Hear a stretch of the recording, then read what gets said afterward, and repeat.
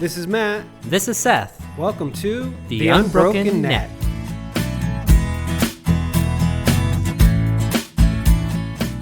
This is a podcast where we're going to share with you some ridiculous ideas. Yeah, and who cares if you believe what we believe?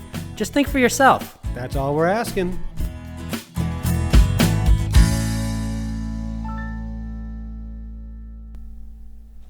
Good day, and welcome to this edition of The Unbroken Net.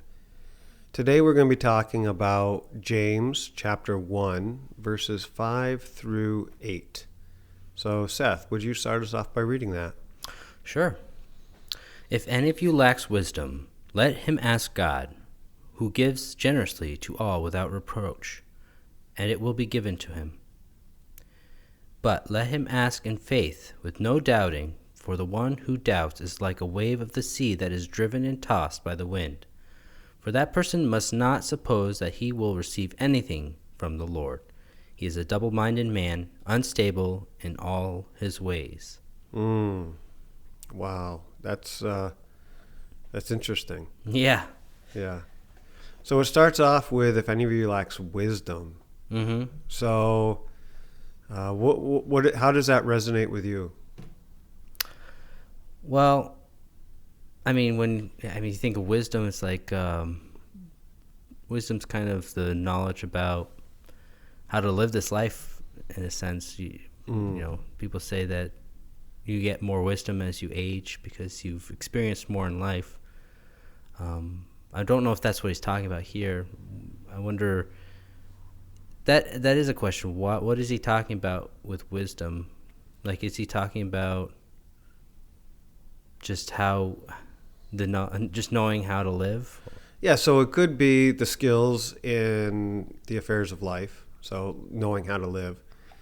Or if you take it to a higher sense, it goes into wisdom and deep knowledge and moral insight. Mm-hmm. So thinking about the deeper spiritual things, there's a wisdom there. There's a deep knowledge. Mm. Mm-hmm. So that's what if we ask God, He'll give us. Yeah. So how does this whole thing work? You know, how does this God, human, God and me thing work?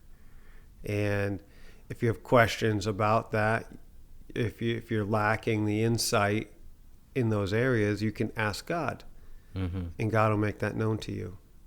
Yeah, and He doesn't say that God will give anything to you. He's being very particular about this wisdom, that this wisdom that he would give you. And now He also says that you do have to ask without doubting or no doubt. But before we get there, let's talk about the character of God. Okay. Because I think that's important when it comes to the doubting. It talks about how God gives generously to all without reproach. And thinking about who God is and how you view God depends greatly upon what your wisdom is at. Or let's put it the other way around. Your wisdom has a lot to do with how you view God. And if you view God as a God who selects and chooses a particular person or people to talk to, well, then there's room for you to say, well, God doesn't really talk to me. You know? And if God doesn't really talk to me, what is all this asking about anyways? But if you understand that God gives generously to all, to everybody, without reproach, without distinguishing, and without really coming against them, speaking ill of them, railing at them, God doesn't judge between people. He has no distinction. He looks at us all exactly the same. And he gives the same opportunities to all of us. And when we ask God, who gives to everyone the same, without judgment, God gives us answers. And then we get the chance to discover what those answers really mean. Yeah, so God does give us all this wisdom, like every one of us. But Yep. it seems like it's almost a choice on our part, or he puts a stipulation in here about doubting. What does that mean? Yeah. Doubt. And doubting goes more than our common word doubting. It literally means to separate yourself from.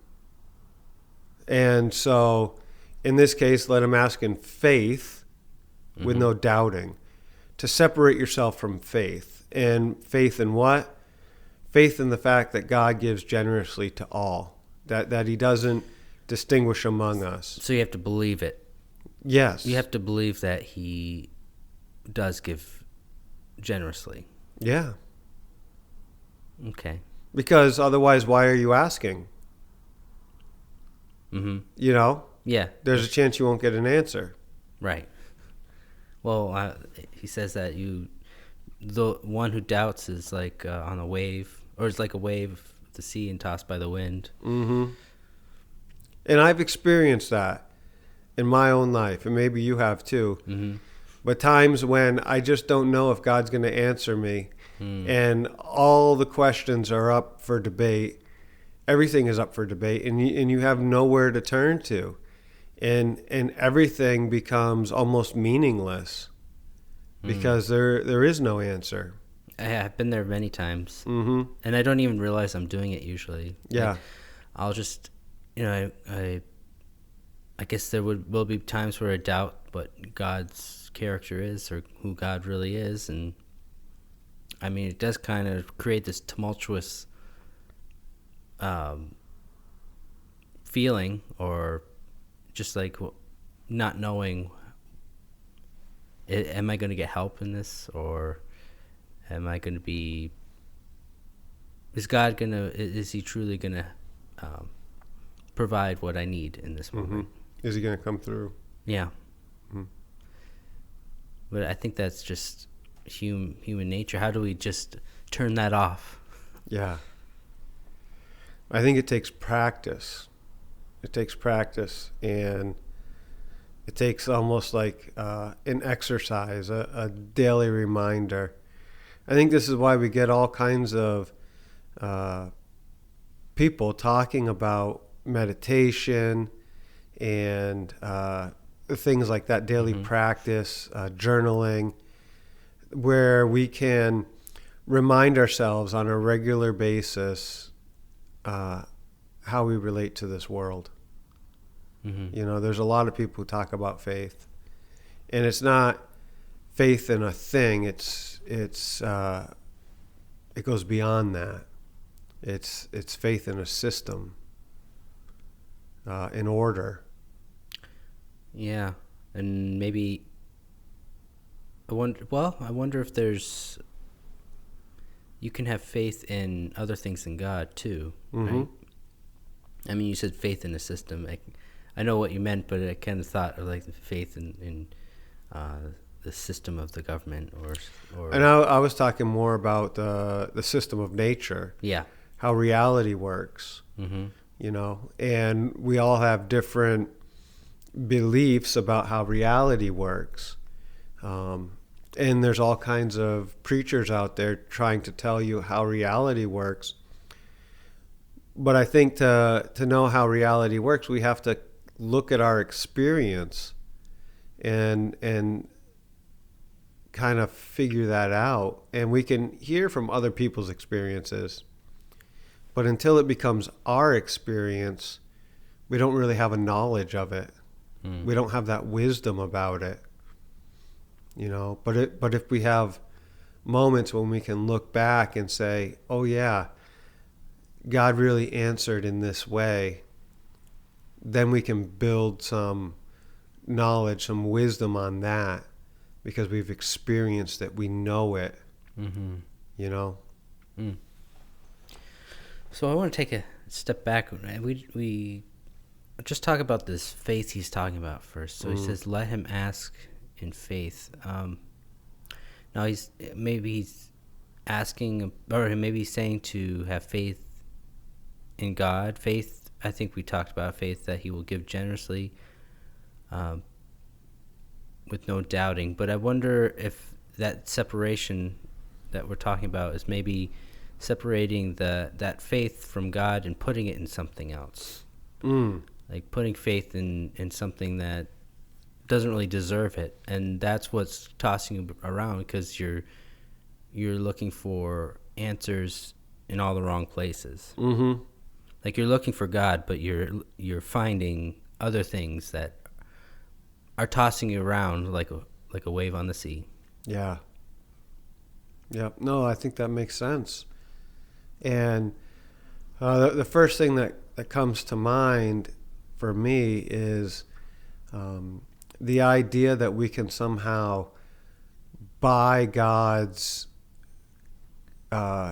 his kindness to us, his goodness to us, his reliability to us.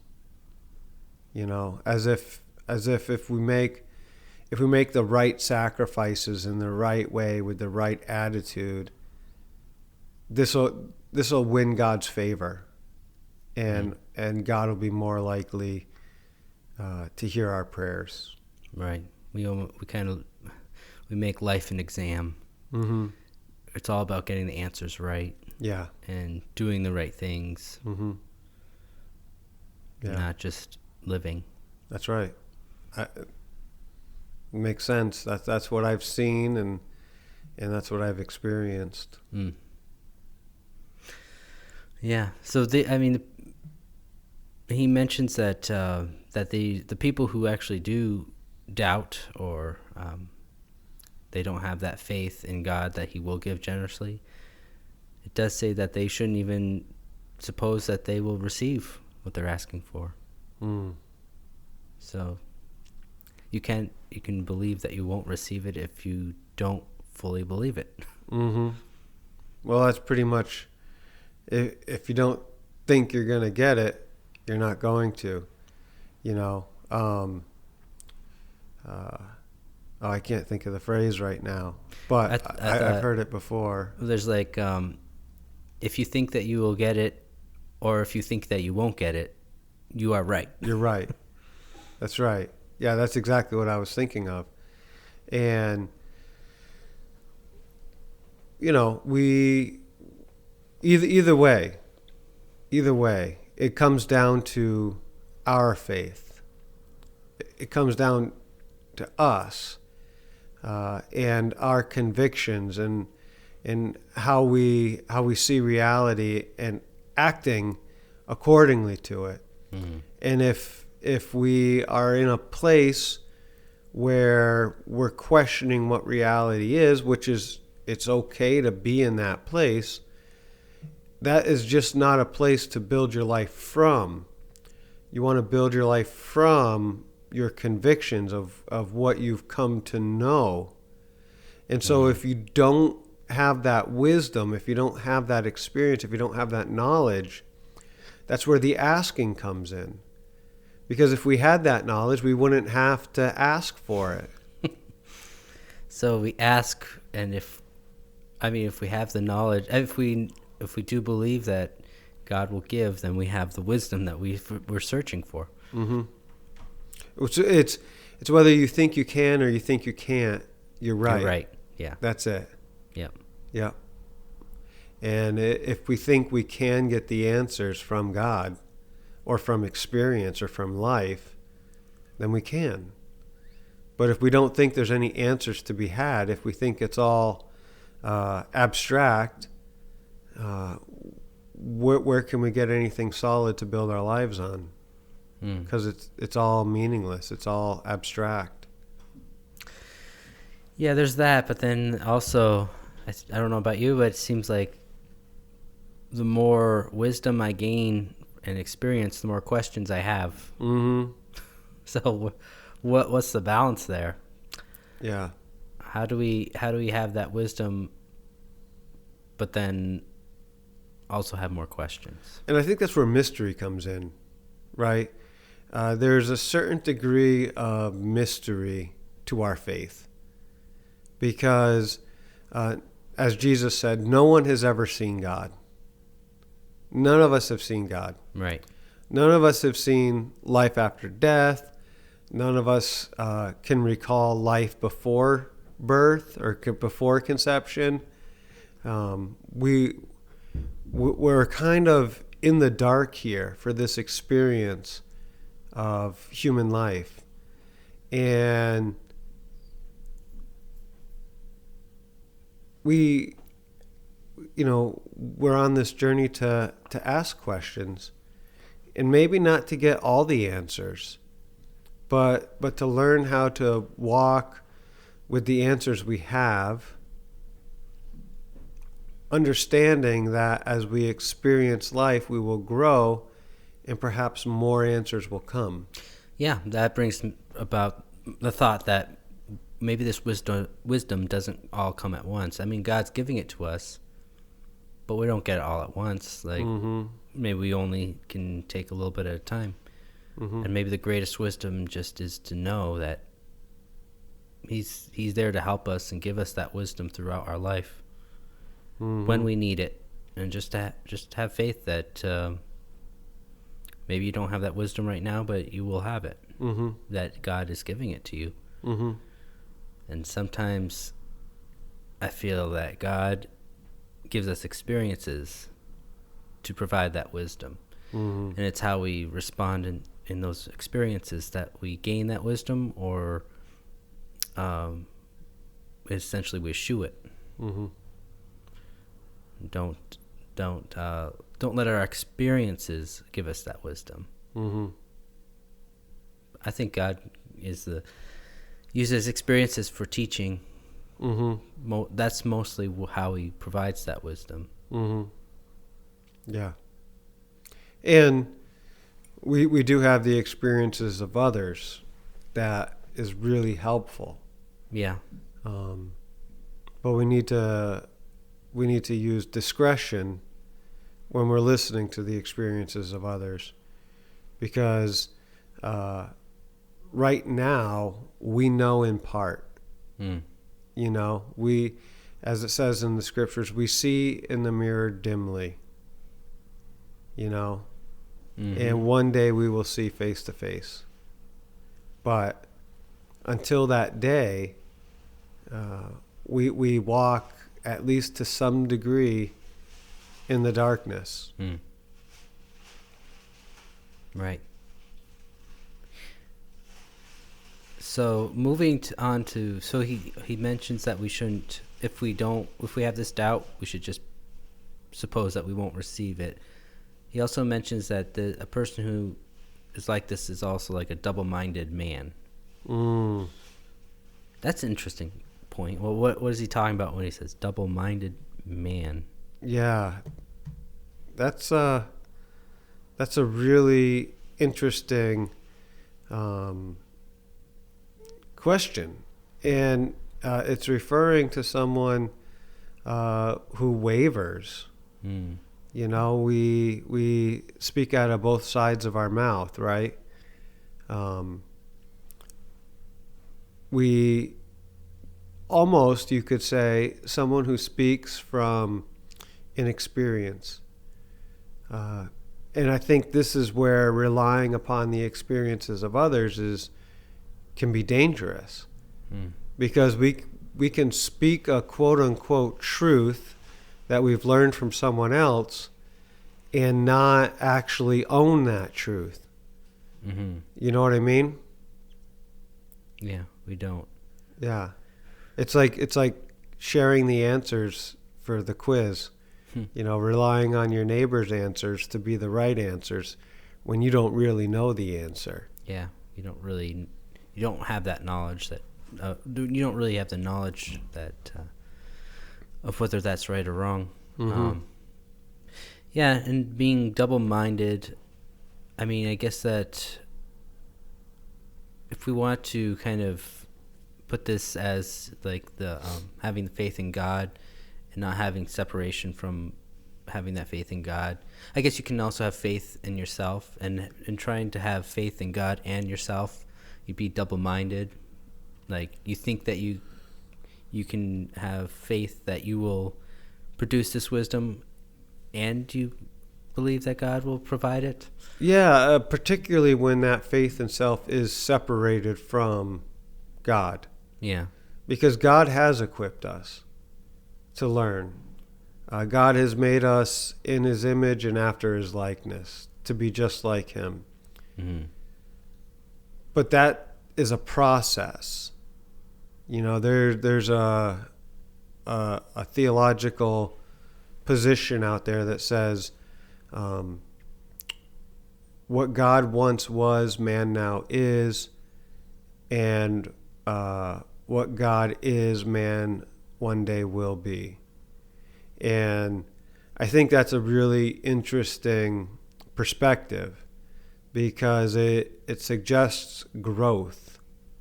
It suggests change. It suggests development. And we like to say that God never changes. But as we look at the experiences recorded in the scriptures, we do see a development in the character and nature of God, in the way that God relates to humanity. I don't think so. I think God never changes. It's how when we look at Scripture, we just see the change of our perspective of God throughout history. And yet the Scripture says that God repented that he made man. Yeah, I think that's more of a human interpretation of what happened with, but okay. Just to think for yourselves. Yeah. Figure it out on your own. Yeah, I really don't think God has ever changed from the beginning. He's always been the creator. He's always given love. He's always been love. But I do believe that we have skewed our perception of who God is I think even in the creation story, we skewed who God was. Adam and Eve, when they felt like they did something wrong, they ran from God, not thinking that God is going to be wrathful and have vengeance on them, where that's not who God really was. And he would ran after them to find out what was wrong. And we just have this perception that God is that wrathful God. And I think that is what we've kind of seen through the scriptures and seen that trajectory. Mm-hmm. And just where we think that, many times in the Bible it says that, there's one spot that says that, I can't think of it, and I'm going to mess it up, so I'm not going to go there. But we see this trajectory where it seems like God is angry and wrathful, and we finally see Jesus, I think we finally see who God really is in Jesus. And that's who we actually, throughout history, we've been striving to get to be, is to be like Jesus, and we just never knew it. Mm-hmm. And that was who we were created to be, is to be like God, to be like the Son of God, to be in his image, to be that love. And we were trying to be in his image this whole time, but we didn't know what that image was. Which is where, if you lack wisdom, ask God. Yeah. And if God's so willing to give that wisdom, that sounds like a loving God.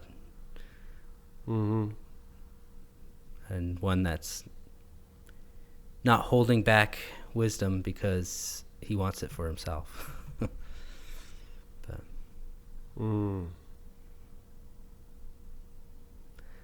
Well. Yeah.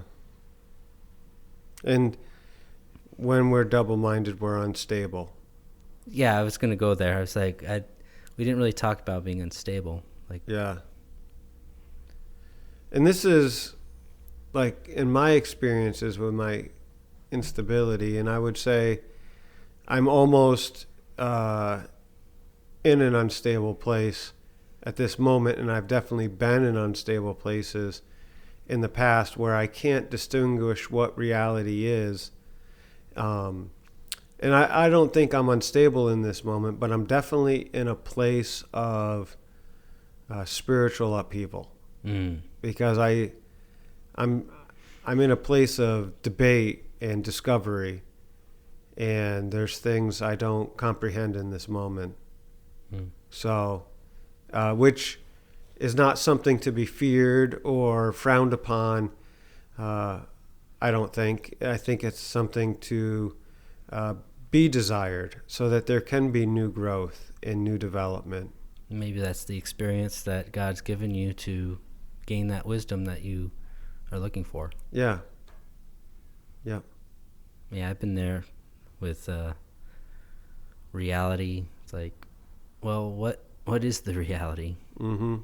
And I think a lot of times it's just we're trying to figure out who God really is. Mm-hmm. Because he's the one who created this. Yeah. What did he create? Right.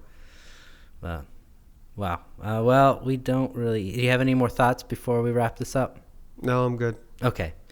Well, we do appreciate you listening this week, and we do ask that you give us a thumbs up if you like this, and if you want to keep hearing more of our talks back and forth on scriptures and our thoughts on them, just go ahead and subscribe on the podcast platform that you're listening to us on. And we will catch you next week. Take care. Bye now.